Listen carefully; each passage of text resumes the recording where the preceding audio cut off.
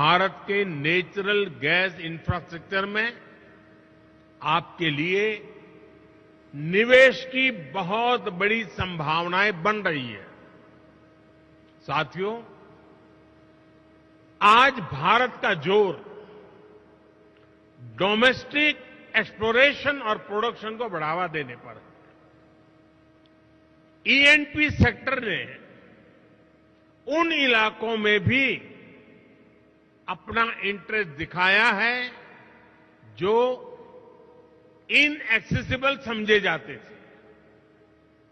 आपकी इन भावनाओं को समझते हुए हमने नो गो एरियाज में कमी की है। इससे 10 lakh square kilometre area no go की पाबंदियों से मुक्त हुआ है। अगर हम आंकड़े पर नजर डालें तो नो गो एरियाज में भी ये कमी 98% से भी ज्यादा है। ये सभी निवेशकों से आग्रह करूंगा कि आप इन अवसरों को इस्तेमाल करिए। फॉसिल फ्यूल्स के एक्सप्लोरेशन में अपनी मौजूदगी बढ़ाइए। फ्रेंड्स, बायो एनर्जी के क्षेत्र में भी हम तेजी से आगे बढ़ रहे हैं। पिछले साल अगस्त में हमने एशिया की पहली 2G इथेनॉल बायो रिफाइनरी की स्थापना की। हमारी तैयारी इस तरह के 12 कॉमर्शियल 2G इथेनॉल प्लांट्स बनाने की है। सस्टेनेबल एविएशन फ्यूल और रिन्यूएबल डीजल की कॉमर्शियल उपयोगिता की दिशा में भी हमारे प्रयास जारी है।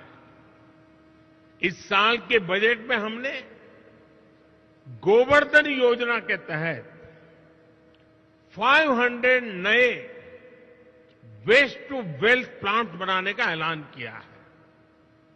इसमें 200 कॉम्प्रेस्ड बायोगैस प्लांट्स और 300 कम्युनिटी या क्लस्टर बेस्ड प्लांट्स शामिल है।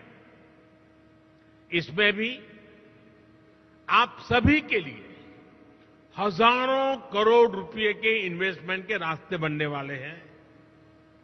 साथियों, एक और सेक्टर जिसमें भारत विश्व में लीड ले रहा है वो है ग्रीन हाइड्रोजन का। नेशनल ग्रीन हाइड्रोजन मिशन 21वीं सदी के भारत को नई दिशा देगा। इस दशक के अंत तक हम 5 MMTPA ग्रीन हाइड्रोजन के प्रोडक्शन का लक्ष्य लेकर चल रहे हैं। इसमें भी 8 लाख करोड़ रुपए से अधिक के इन्वेस्टमेंट की संभावनाएं हैं। भारत अगले 5 वर्षों में ग्रे हाइड्रोजन को रिप्लेस करते हुए ग्रीन हाइड्रोजन का हिस्सा 25% तक बढ़ाएगा। ये भी आपके लिए बहुत बड़ा अवसर होगा। फ्रेंड्स, एक और महत्वपूर्ण विषय ईवीएस की बैटरी कॉस्ट का भी है। आज इलेक्ट्रिक व्हीकल में बैटरी की कॉस्ट 40 से 50% तक होती है। इसलिए इस दिशा में हमने 50 गीगावाट आवर्स की एडवांस केमिस्ट्री सेल बनाने के लिए 18,000 करोड़ रुपए से ज्यादा की पीएलआई स्कीम शुरू की है। देश में बैटरी मैन्युफैक्चरिंग फैसिलिटीज स्थापित करने के लिए एक अच्छा अवसर है। फ्रेंड्स, भारत में बन रही निवेश की इन संभावनाओं को हमने एक सप्ताह पहले आए बजट में और मजबूत किया है। बजट में renewable energy, energy efficiency, sustainable transportation और ग्रीन टेक्नोलॉजीज को और एनकरेज किया गया है। इसमें 35,000 करोड़ रुपए प्रायोरिटी कैपिटल इन्वेस्टमेंट के लिए रखे गए हैं, ताकि एनर्जी ट्रांजिशन और नेट जीरो ऑब्जेक्टिव्स को बल मिले। बजट में हमने कैपिटल एक्सपेंडिचर के लिए 10 लाख करोड़ रुपए का भी प्रावधान किया है।